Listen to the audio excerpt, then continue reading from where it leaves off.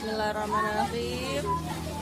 Pada hari Kamis pagi, para siswa Min 5 Aceh Jaya lagi membaca buku. Ini kelas 1 sampai dengan kelas 3 ya. Mereka semangat membaca buku di pagi hari.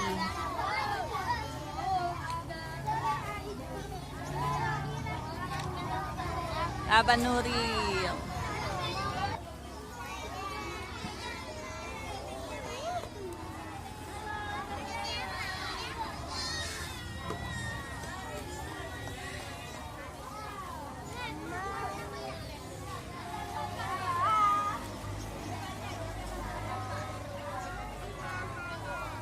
Masya Allah, semangat sekali anak kelas 1 sampai kelas 3 ini ya dalam membaca buku.